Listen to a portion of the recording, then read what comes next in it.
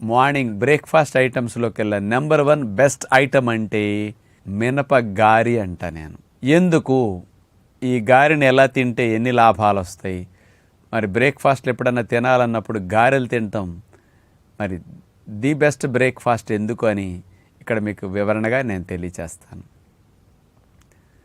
రాజుగారు గారెలు తినమన్నారు అనుకుని మీరు నూనెలో గారెలు దేవి తిందామనుకుంటున్నారా?